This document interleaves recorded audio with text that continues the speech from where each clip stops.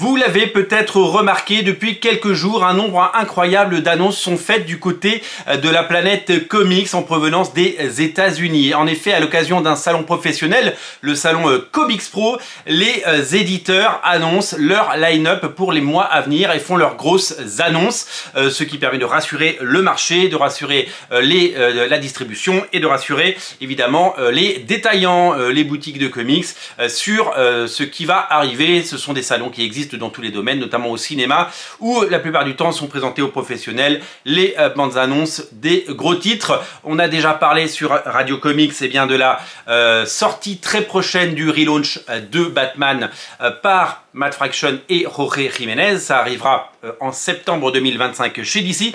Il y a plein d'autres annonces à débriefer qu'on va débriefer dans les prochains jours, puisque on priorise les grosses annonces, bien entendu, celles qui vont dynamiter le marché.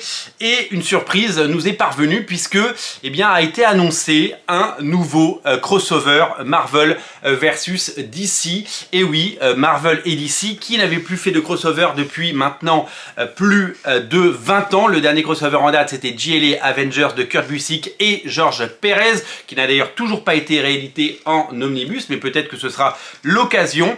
Marvel et DC ont donc annoncé à travers leurs éditeurs en chef, CB Cebulski et Mary Javins, la mise en chantier de deux nouveaux crossover, Marvel versus DC d'un côté et DC versus Marvel de l'autre. Ça va faire du bien au marché, ça va être l'occasion évidemment de retrouver nos héros dans leurs incarnations les plus récentes, battre le fer et enfin se croiser pour évidemment des sagas cultes qu'on espère épiques et historiques. C'est une grosse annonce puisqu'on connaît la rivalité évidemment entre Marvel et DC. DC appartient à Warner Bros, le studio, et Marvel appartient à Disney. Ils se battent évidemment au quotidien pour devenir les numéros 1 du box-office au monde, même si évidemment Disney écrase Warner la plupart du temps, mais c'est toujours étonnant de voir qu'ils arrivent à s'entendre sur la voie des comics pour nous reproposer des choses de qualité, des choses intéressantes et des comics absolument fabuleux. Nous sommes donc ravis de cette annonce qui va dynamiter le marché, d'autant que ce crossover est prévu pour 2025. C'est pas un crossover qui va sortir l'année prochaine ou dans 10 ans. On est sur un crossover en 2025, donc la mise en chantier est immédiate. Pour le moment, évidemment, il n'y a aucune annonce d'équipe de créateurs. On espère qu'ils prendront des dessinateurs et des scénaristes de qualité.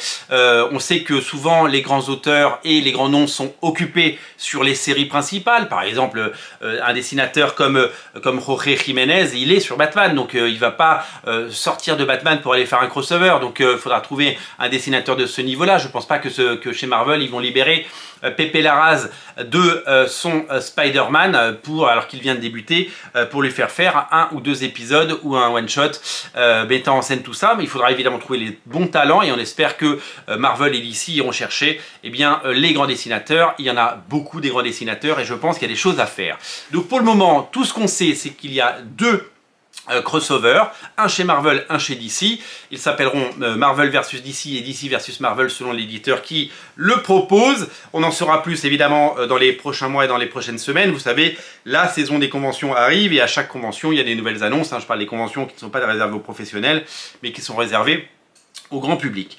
Pour l'heure, vous le savez, en 2024, nous avons eu droit à deux rééditions. La réédition de DC versus Marvel dans un magnifique omnibus qui est totalement sold out, une exclusivité pour le marché américain puisqu'il n'est sorti nulle part ailleurs et que pour le moment il n'est annoncé nulle part ailleurs. A priori la volonté de Marvel est de ne le sortir qu'en version originale, donc il n'y aura pas de version chez Panini Espagne, ni Panini Allemagne, ni Panini Italie pour le moment, ni évidemment en France. De la même façon, le crossover Amalgam Comics qui est sorti à la toute fin 2024 et que j'ai réussi à me procurer, vous le savez, pour mon plus grand bonheur, lui aussi est une exclusivité en version originale. Peut-être qu'ils changeront d'avis s'il y a de l'argent à gagner. Pour le moment, aucune annonce et on ne saurait bien vous dire si jamais ça arrive, si c'est DC ou Marvel qui le proposera.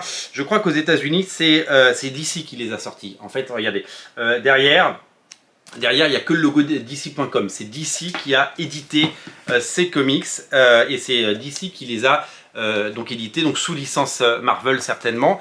Et donc du coup, pour le moment, ce serait Urban qui les sortirait si jamais ça doit sortir un jour. Mais pour le moment, évidemment, aucune annonce puisque le marché américain a décidé que ce serait une exclusivité.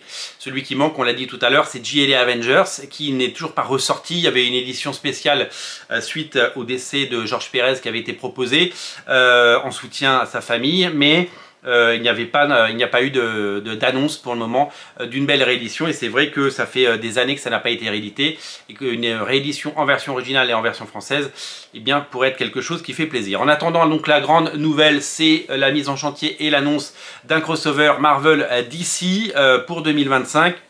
Et vous allez pouvoir suivre sur Radio Comics l'évolution de ce projet. Pour ne rater aucune information, une seule chose à faire, c'est vous abonner à Radio Comics. Merci d'être aussi nombreux à regarder au quotidien ces émissions et je vous dis à très bientôt. Salut!